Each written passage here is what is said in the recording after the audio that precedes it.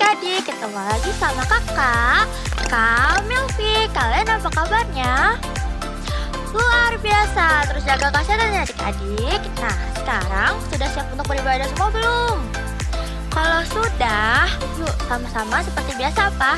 Ya, tidak boleh makan, minum, ataupun mainnya. Kita harus ikuti ibadah ini sama seperti di mana? Betul, seperti di gereja. Dan jangan lupa ajak apa? Ya, ajak mama, papa, kakak, adik, siapapun yang berada di sana untuk ibadah bersama-sama. Happy birthday untuk adik-adik yang ulang tahun di bulan Maret. Kiranya Tuhan memberkati kalian semua di sekolah dimanapun kalian berada. Tema minggu ini adalah dipilih untuk mengabarkan Injil Paulus.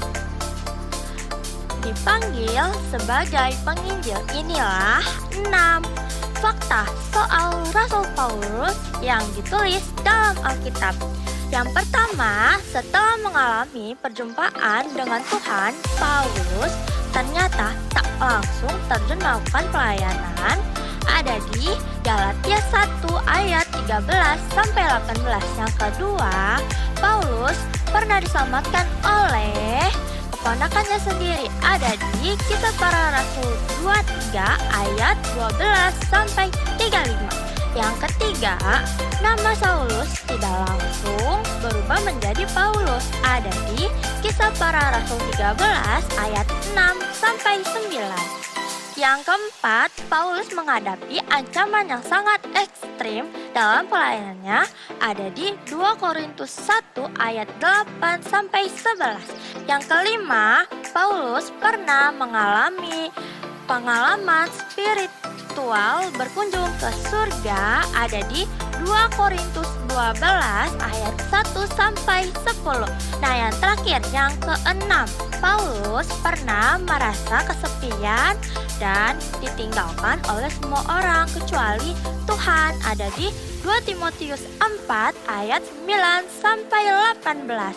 Mau tahu lebih banyak tentang kisah Paulus? Makanya kita semua harus ikuti ibadah ini dari awal sampai akhir dengan sungguh-sungguh supaya kita semua mendapat pengharapan yang baru dan berkat dari Tuhan. Nah, sekarang kita mau memulai ibadah kita. Kita bersatu dalam doa dulu. Tuhan Yesus, terima kasih ya Tuhan, kalau Tuhan telah kumpulkan kami secara online dan sekarang kami ingin memulai ibadah kami ya Tuhan. Kiranya Tuhan menyertai dan memberkati dari awal, pertengahan hingga selesai, agar kiranya puji-pujian kami dan penyembahan kami bisa menyenangkan hati Tuhan.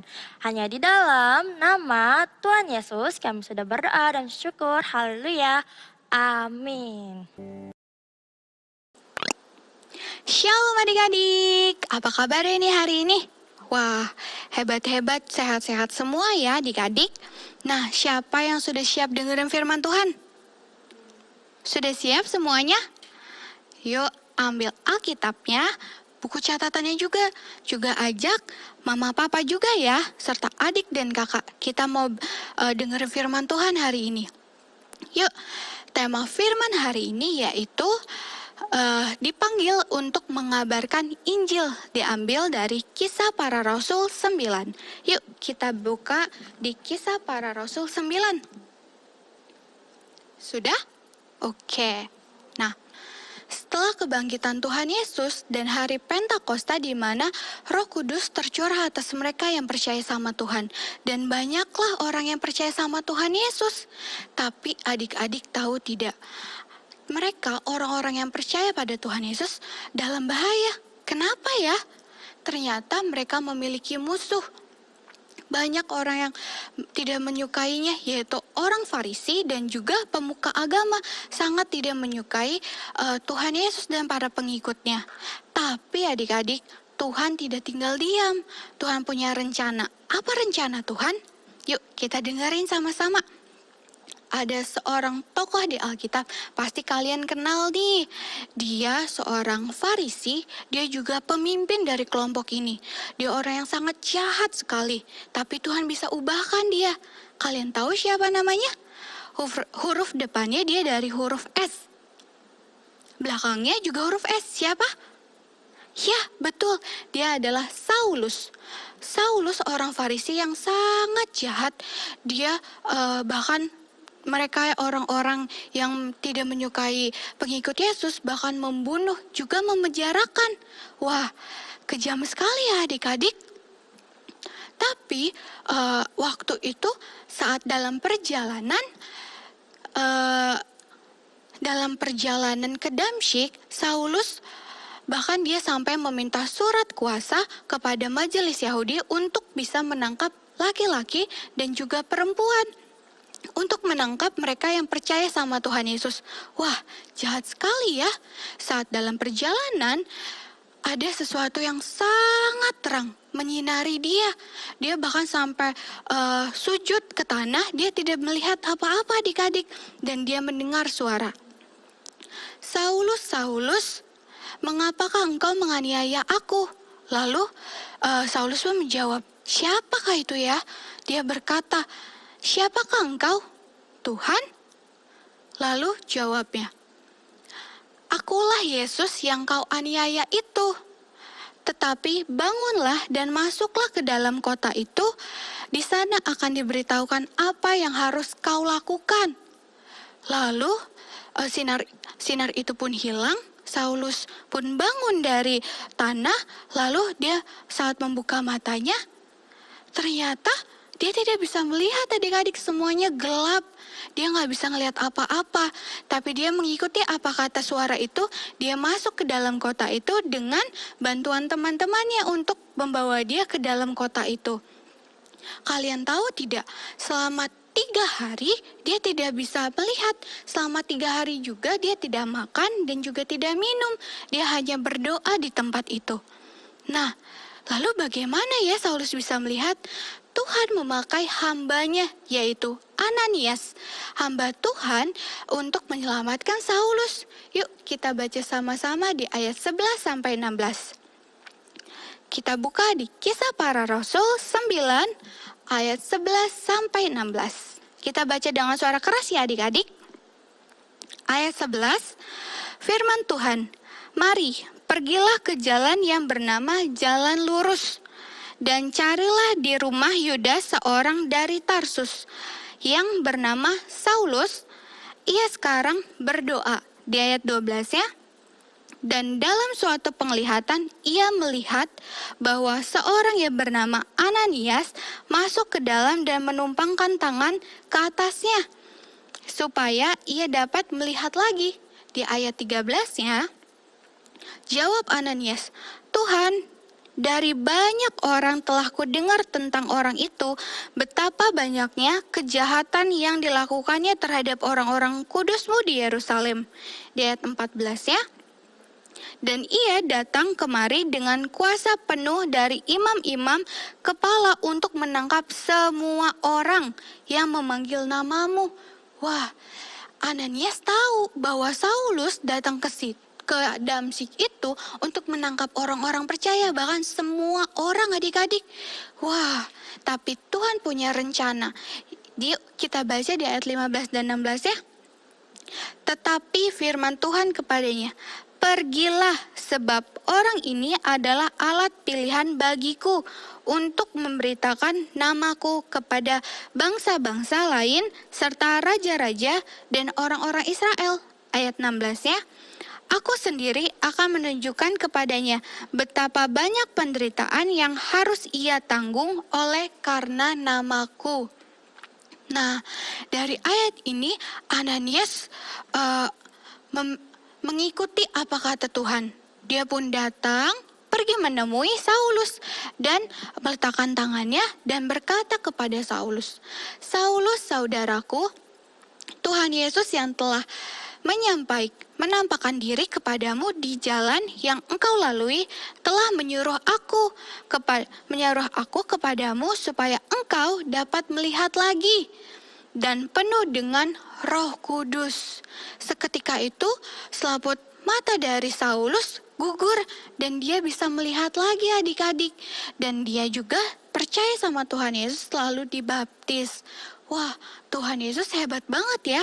Orang yang sangat-sangat jahat dan membenci pengikut Yesus, sekarang Tuhan ubahkan hatinya, dia menjadi pengikut Yesus sekarang dan menyampaikan Injil loh kemana-mana. Sama seperti tema firman kita hari ini, yaitu dipilih untuk menyampaikan Injil, yaitu kabar baik. Tuhan memakai Saulus untuk mengabarkan Injil. Nah, adik-adik kakak mau nanya, siapa di sini mau dipakai sama Tuhan? Semuanya mau ya dipakai sama Tuhan. Ya, kakak juga mau. Kita dipakai Tuhan untuk mengabarkan kabar baik agar banyak orang yang mengenal Tuhan dan banyak orang terselamatkan. Terus gimana kak caranya? Caranya dengan cara dari perilaku kita, tindakan kita yang mencerminkan seperti Tuhan Yesus, yaitu dengan mengasihi sesama, menolong orang yang sedang kesulitan, membantu orang lain. Bahkan bisa juga dengan apa yang kita alami nih, kebaikan Tuhan yang kita alami, kita bisa ceritakan kepada teman-teman kita, saudara-saudara kita, agar banyak orang yang mengenal Tuhan. Nah, firman Tuhan hari ini kita sudah selesai. Kita bisa tutup Alkitabnya, tutup juga buku catatannya. Sekarang kita mau berdoa yuk. Lipat tangannya, tutup matanya. Tuhan Yesus, terima kasih Tuhan buat hari ini kami telah mendengarkan firman-Mu. Tuhan, biarlah firman-Mu ini bisa menjadi rema dalam kehidupan kami ya Bapa.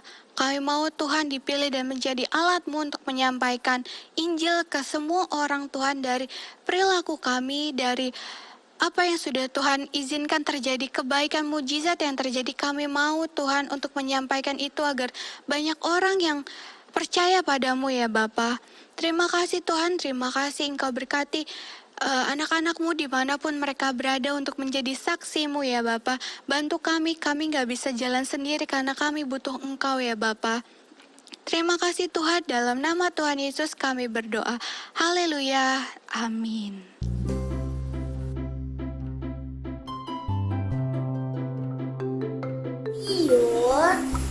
Matius 26 ayat 41. Berjaga-jagalah dan berdoalah supaya kamu tidak jatuh ke dalam percobaan. Ya adik-adik, sebelum kita selesai tutup ibadah kita di minggu terakhir ini, di bulan Maret ini, kakak mau ingatkan lagi buat adik-adik yang berulang tahun di bulan Maret, kakak juga akan berdoa buat kalian. Kakak mau bilang happy birthday dan selamat ulang tahun buat kamu yang berulang tahun di bulan Maret, dan kita akan doakan sama-sama ya. Yuk kita bangkit berdiri, kita tutup ibadah kita, dan kakak akan berdoa buat teman-teman semua, dan buat kamu semua yang berulang tahun di bulan ini. Yuk kita berdoa. Tuhan Yesus, terima kasih Tuhan, kami bersyukur kami sudah sampai di minggu terakhir di bulan Maret ini. Terima kasih untuk 1 bulan penyertaan Tuhan. Terima kasih untuk 1 bulan pimpinan Tuhan bagi kami. Dan kami masih bisa menyembah Tuhan. Kami masih bisa beribadah. Semua karena kebaikan Tuhan. Dan kami juga ingat Tuhan buat teman-teman kami, adik-adik kami, keluarga kami. Yang mungkin hari ini berulang tahun. Terima kasih buat 1 tahun lagi yang Tuhan tambahkan. Buat usia yang baru yang Tuhan berikan kepada teman-teman kami, adik-adik kami yang ada di rumah. Biar Tuhan juga memberkati mereka. Masa depan mereka akan diberkati Tuhan. Hari esok mereka ada di tangan Tuhan, dan Tuhan punya rencana yang indah dalam hidup mereka. Cita-cita mereka, masa depan mereka, kehidupan mereka diberkati Tuhan. Dan juga Tuhan memberkati keluarga mereka dimanapun mereka berada. Dan Tuhan juga memberkati kami semua yang hari ini beribadah. Sebelum kami selesai, biar Tuhan memberkati setiap kami dengan berkat kesehatan, kekuatan, penyertaan Tuhan yang berlimpah-limpah untuk setiap kami. Dan kami akan berjalan bersama Tuhan sepanjang 1 minggu ke depan. Dan sampai kami berjumpa lagi dalam ibadah selanjutnya, kami akan terus diberkati Tuhan. Terima kasih Tuhan Yesus, kami berdoa di dalam nama Tuhan Yesus dan kami bersyukur. Haleluya. Amin.